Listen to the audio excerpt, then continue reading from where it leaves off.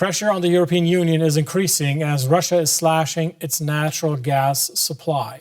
Moscow has cut off all gas flows to 6 European countries. It has reduced supply to Germany, which is Europe's biggest economy, by 40%. Now, German Vice Chancellor Robert Habeck called on citizens to reduce their energy consumption. He said every kilowatt hour helps. His goal, to refill storage tanks before winter comes. Currently, they are about 58% full. The government also encourages utility companies to extend the use of coal-fired power plants. Right now, Germany has 70 such plants that run on hard and lignite coal. And another solution would be to extend the use of nuclear power.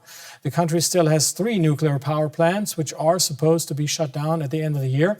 An industry group now says they could remain on the grid to reduce the dependency on Russian gas. My colleague Chiponda Chimbelu met up with the head of the Federation of German Industries, and he asked him if indeed nuclear power would be the best solution here.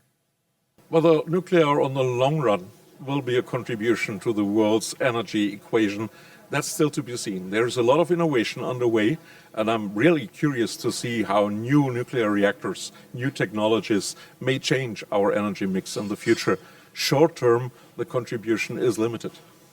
Well, I mean, of course, the German government is now heading for more production of electricity with coal. Is this the right decision given how many emissions, carbon emissions we'll see from coal production of energy? Well, it's definitely not a preference, but frankly, it's the only alternative that we currently have to substitute Russian gas. And that the Russian gas supply is fragile, to call it the best. We see that every day. So the only short-term alternative is to burn more coal and pull that forward. On a total saldo for the Earth, it will not make a difference whether we do it now or later on. It's not that we like it, but it is the only open alternative that we have. Well, obviously, natural gas is no longer being used for energy production, or for at least for the time being. Other industries also rely on natural gas for, creating their products, especially the chemical industry. Is there enough to go around for German industry? Well, that's the reason why we should save whatever can be saved in order to keep the machines running, to keep production processes running, even over the course of the next winter, where Germany or Middle Europe will depend on gas supply from Russia with all its uncertainties. 1 year later, we'll have more LNG terminals, a better supply for liquefied natural gas. So it is a short-term measure where we need to pull all strings in order to get our reserves for the next winter up and filled. Well, what is it exactly you want to see from the government? Of course, there's been a lot of discussions about what to be done. What is it that industry expects the German government to do now? Well, the most recent decisions go exactly along the lines what we have argued. So stop using gas for producing electricity, rather step on the coal alternative.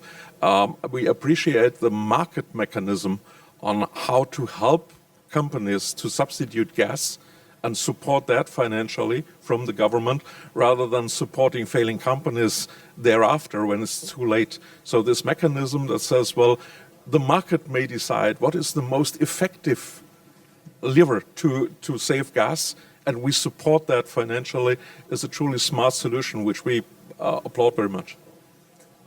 Thank you. Thank you for joining us. It's not only companies that are mindful of their energy costs, consumers here in Germany are as well. That's why energy consultants and craftsmen are seeing a record demand. Axel Teen's gas heating system is getting old, so he'd like to replace it. He wants to do without fossil fuels, especially after Russia's invasion of Ukraine. Supplies from fossil fuels are in jeopardy. We saw it and want to respond in a timely manner so our operations are secure. The hotel operator gets some help from energy consultant Stephanie Beitz. She's been rushing from appointment to appointment. More and more property owners are looking for alternatives due to rising natural gas and oil prices. Luckily, she has a solution.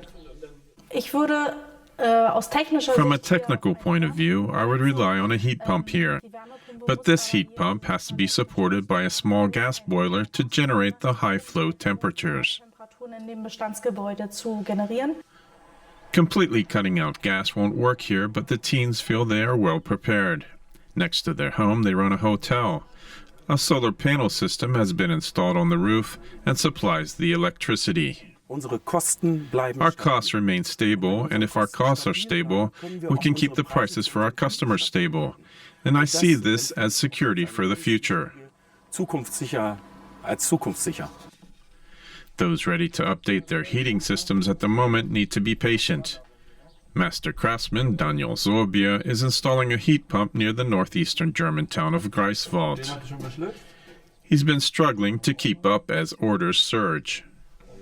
The waiting period for an offer to installation used to be 4 to 6 weeks. But now it takes 6 months or longer. To make matters worse, there's a lack of skilled workers. The pandemic, production stoppages, and supply disruptions have made it harder to do business. Important components are stuck in Asia. Of course, we are more behind schedule than we would like to be. That has to do with equipment not being here, and we simply have to wait until it arrives. But we'll still manage this year. The teens have made progress with their planning. Their eco-friendly heat pump will cost around 70,000 euros, but they'll get state subsidies worth about 20,000 euros. It's still not a bargain, but they've almost achieved their goal of cutting out gas. Well, for the most part.